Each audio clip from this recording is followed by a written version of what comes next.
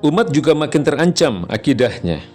Kasus penistaan agama oleh Panji Gumilang sampai hari ini belum diselesaikan secara hukum. Padahal Majelis Ulama Indonesia sudah mengeluarkan rekomendasi yang menyebutkan kesesatan pimpinan Pondok Pesantren Al-Zaitun tersebut. Publik pun bertanya, mengapa pemerintah begitu cepat dan sigap membubarkan FPI dan HTI tanpa alasan yang jelas, namun lamban menangani kasus Al-Zaitun yang telah dinyatakan sesat. Selain itu, saat ini keberadaan ideologi komunisme dan para pendukungnya seperti mendapat angin karena sejumlah peraturan telah dikeluarkan.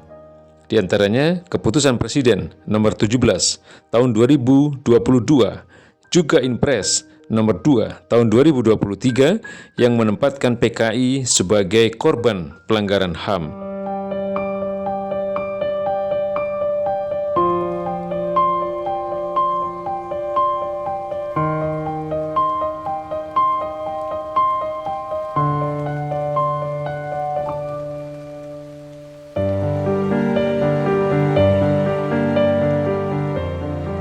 Belakangan ini kata hijrah menjadi suatu istilah yang begitu digandrungi kaum muslimin. Kata hijrah menjadi lekat untuk pribadi-pribadi yang ingin berubah menuju kehidupan Islami. Ini merupakan pertanda positif. Tinggal bagaimana perubahan itu dilanjutkan dengan mengkaji Islam secara penuh. Tentu agar makna hijrah tidak sebatas perbaikan akhlak pribadi, ibadah atau muamalah. Hijrah tidak lain adalah perubahan total menuju kehidupan Islami yang utuh. Imam Ibnu Qayyim rahimahullah dalam kitabnya Risalah At-Tabukiyah menguraikan ada dua jenis hijrah. Pertama, hijrah bil jismi atau hijrah fisik, yakni berpindah dari satu negeri ke negeri lain, yakni dari negeri kufur atau Darul Kufri menuju ke negeri Islam, yaitu Darul Islam. Kedua, hijrah bil qalbi atau hijrah hati menuju Allah Subhanahu wa taala dan Rasul-Nya. Selanjutnya Ibnu Qayyim menjelaskan bahwa hijrah mengandung kondisi dari atau min dan menuju atau ila. Dengan demikian, hijrah hati bermakna dari cinta selain Allah menuju cinta kepadanya, dari ibadah kepada selain Allah menuju ibadah kepadanya, dari rasa takut, berharap, dan tawakal kepada selain Allah menuju takut, berharap, dan tawakal hanya kepadanya. Demikian sebagaimana perintah Allah kepada setiap muslim untuk berlari sekuat tenaga menuju dirinya. Fafirru ilallah, berlarilah kalian menuju Allah. Quran Surat Az-Zariyat ayat 50.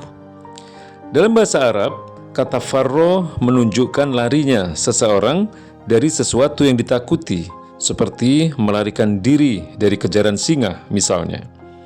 Karena itu, seorang muslim wajib berusaha keras meninggalkan kemungkaran dan bersungguh-sungguh menuju ketaatan kepada Allah Subhanahu wa taala. Berpaling dari ayat-ayat Allah dengan tidak menaati aturan-aturannya hanya akan membawa penderitaan di dunia dan siksaan di akhirat. Allah Subhanahu wa taala berfirman, "Wa man a'rada an dzikri fa inna lahu ma'isyatan dhanka wa nahsyuruhu yaumal qiyamati a'ma." Siapa saja yang berpaling dari peringatanku, sungguh bagi dia penghidupan yang sempit, dan kami akan menghimpunkan dirinya pada hari kiamat dalam keadaan buta. Quran Surat Toha ayat 124. Pelaku hijrah hati yang utama harusnya adalah para penguasa. Ini karena kedudukan mereka menentukan baik buruknya rakyat. Imam Al-Ghazali menyatakan, rusaknya rakyat adalah karena rusaknya penguasa. Oleh karena itu, para penguasa harus berada di barisan paling terdepan dalam meninggalkan segala kemungkaran, seperti khianat terhadap rakyat dengan mengumbar janji palsu dan kebohongan, kong kali kong mengurus harta rakyat, mengularkan berbagai kebijakan zalim terhadap rakyat, memperkaya diri dan keluarga dengan memanfaatkan jabatan, membiarkan agama dinista, dan sebagainya.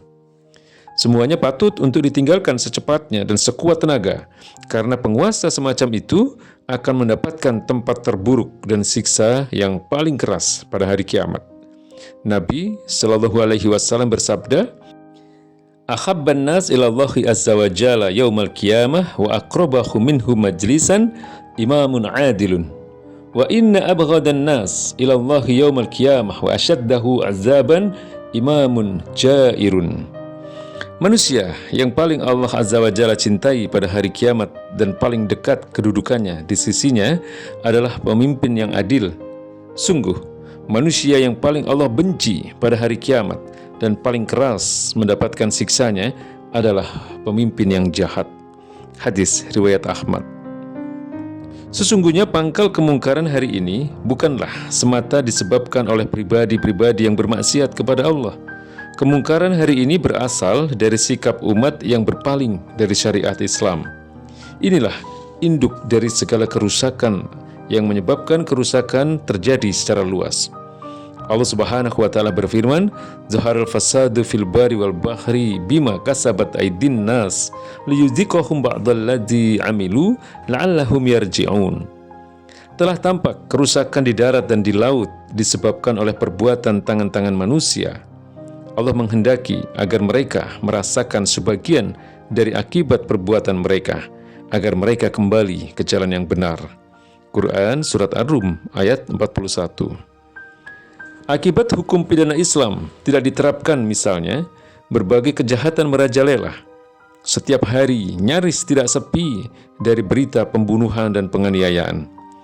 Polri mencatat selama 4 tahun terakhir ada 3.000 warga menjadi korban pembunuhan. Bahkan kekerasan hari ini lebih buruk dibandingkan dengan masa jahiliyah. Saat ini banyak korban pembunuhan dimutilasi misalnya. Bahkan ada yang dimasak, seperti kasus terakhir di Sleman, Yogyakarta. Selain karena kian rusaknya nilai kemanusiaan, jelas juga karena hukum yang berlaku tidak memberi efek jera dan efektif memberikan pencegahan. Hukum juga sering tidak berlaku adil bagi rakyat kecil. Tahun 2015, seorang nenek divonis 1 tahun penjara oleh pengadilan di Situ Bondo dengan tuduhan mencuri 2 batang kayu jati. Namun, pemerintah pada tahun ini malah membebaskan sejumlah korporasi pelaku pembabatan hutan seluas 3,3 juta hektar untuk dijadikan perkebunan sawit ilegal. Padahal Menteri Lingkungan Hidup dan Kehutanan, Siti Nurbaya, mengatakan keberadaan 505 kebun kelapa sawit ilegal di sejumlah daerah merugikan negara senilai 44 triliun. Masa depan layanan kesehatan untuk rakyat juga semakin dipertanyakan. Pasalnya, DPR telah mengesahkan Undang-Undang Kesehatan yang berpotensi merugikan rakyat. Layanan kesehatan diliberalisasi, artinya negara semakin berlepas tangan dari tanggung jawabnya. Disebutkan misalnya, dalam Undang-Undang Kesehatan, adanya penghapusan mandatory spending biaya kesehatan yang harusnya ditanggung APBN.